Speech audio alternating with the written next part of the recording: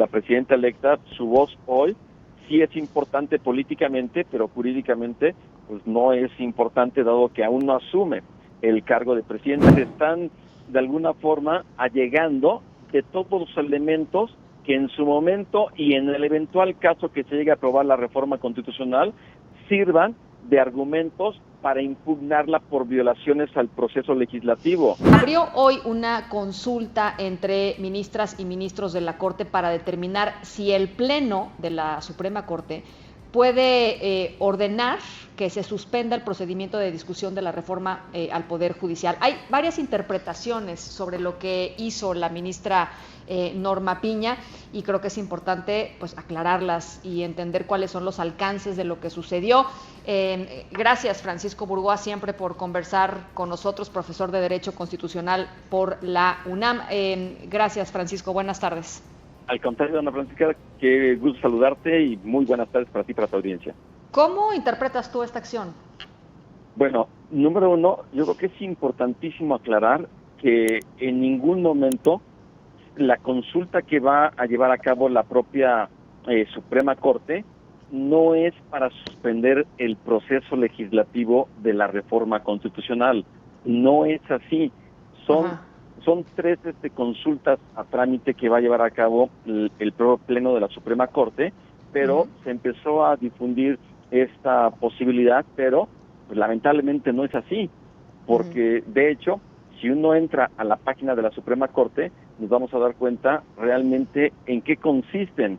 Y, por ejemplo, en donde se relaciona más sobre este tema, tiene que ver, número uno, que se están solicitando para que el Pleno de la Corte haga una interpretación e indique cuáles son los alcances del régimen estatutario de la JUFET, de esta Asociación Nacional de Magistrados de Circuito y Jueces de Distrito.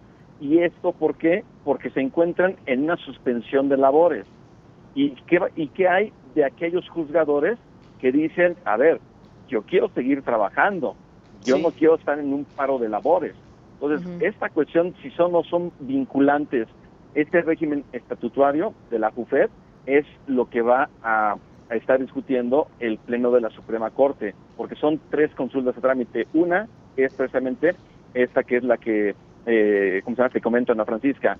Otra tiene que ver respecto que la Corte haga un pronunciamiento sobre la violación a las suspensiones en el juicio de amparo que concedió la jueza de distrito allá en el estado de Morelos. Entonces, ahí, como es un tema que esa suspensión indicó que se deben de detener momentáneamente la discusión y la votación en la Cámara de Diputados, y que además pues, prácticamente han ignorado por completo la Cámara de Diputados, pues esto amerita de que se constituya la probable comisión del delito de abuso de autoridad, un desacato, y que la jueza de distrito le dé parte al Ministerio Público para que se inicie una carpeta de investigación y, cuando menos en el camino jurídico, llegue a la Cámara de Diputados para saber si ellos están dispuestos a hacerle caso y se autodesaforen. Algo que obviamente eso es... No va a pasar, ¿no? Irrealizable. Pero esa es una consulta también que se le está haciendo al propio Pleno de la Suprema Corte. Ahora, dime una cosa, Francisco, ¿para qué se están haciendo, o sea, para qué se hace esta consulta si sabemos que es absolutamente irrealizable, como nos acabas de decir? O sea, ¿cuál es la motivación para hacerlo? Pues, yo lo que considero es que se están, de alguna forma, allegando de todos los elementos que en su momento y en el eventual caso que se llegue a aprobar la reforma constitucional sirvan de argumentos para impugnarla por violaciones al proceso legislativo. Porque conocemos en este momento, Ana Francisca, que son 3 suspensiones, pero te doy la primicia en este momento. Me acaban de compartir que hay otra 4ª suspensión que la presentó una fundación que se llama la Fundación Iris en promoción y defensa de los derechos humanos. Apenas me la mandaron justo cuando estaba tomando tu llamada, no la he alcanzado a ver, pero es una suspensión también provisional para que no se discuta y no se vote en la Cámara de Diputados y en la Cámara de Senadores. Entonces, ahí tenemos una 4ª más, que obviamente la van a ignorar, pero al final es eso, estar juntando todos los argumentos posibles, porque aquí vendría la gran pregunta, Ana Francisca. Si ya el Poder Judicial, a través de jueces de distrito, ordenan la suspensión de este proceso de reforma constitucional y hay una violación por parte de los legisladores federales, ¿eso que están discutiendo y votando es válido? Esa es la gran pregunta. Si se pudiera declarar la invalidez de esta reforma por violaciones al proceso legislativo y sobre todo porque el Poder Judicial les ordenó que se suspendiera de forma momentánea esta discusión de esta reforma judicial.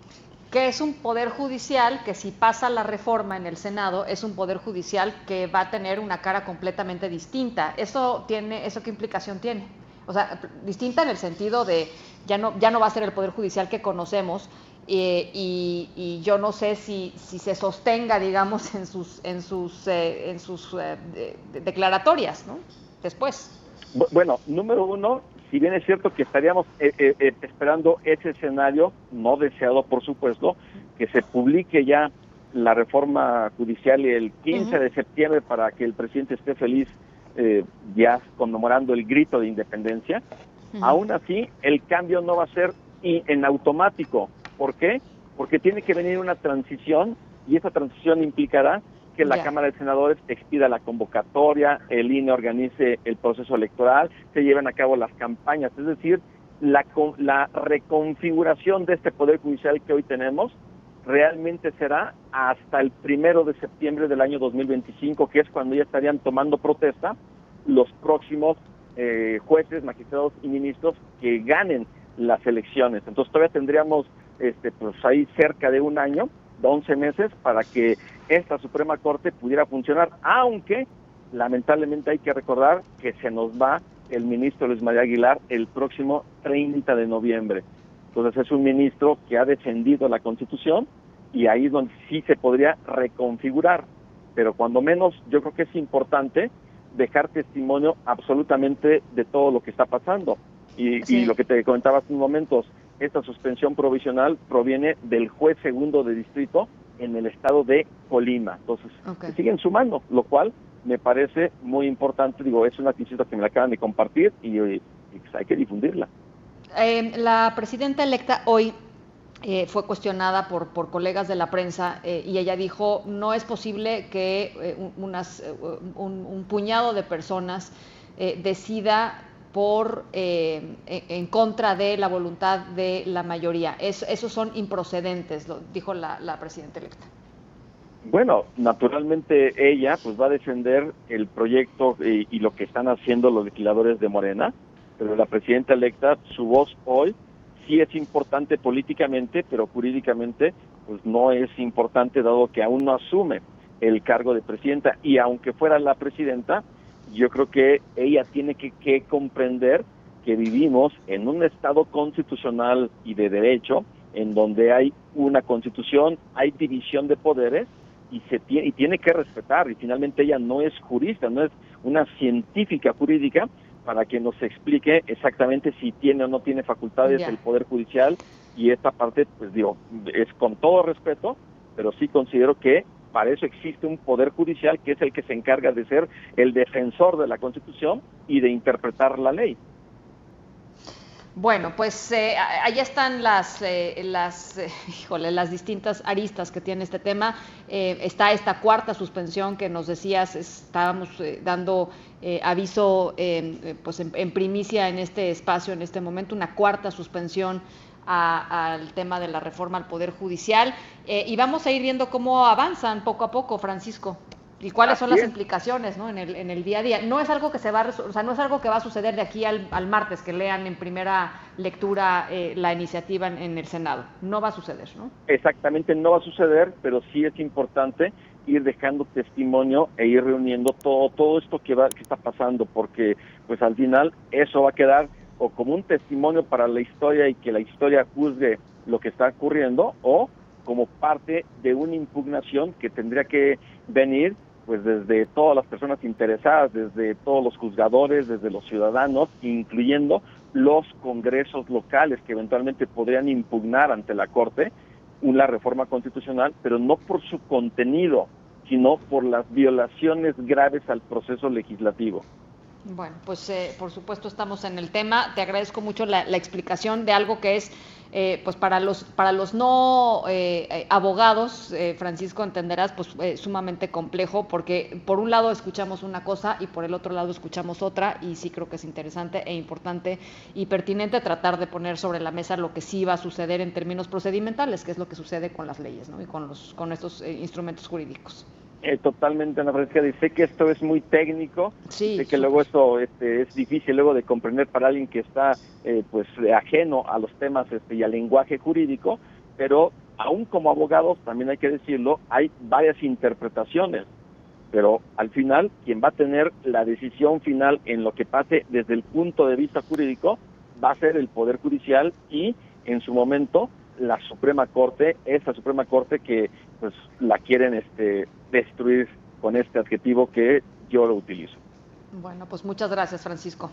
Al contrario, Ana Francisca, gusto saludarte. Buenas noches. Un abrazo, buenas noches. Francisco Burgoa, profesor de Derecho Constitucional en la UNAM.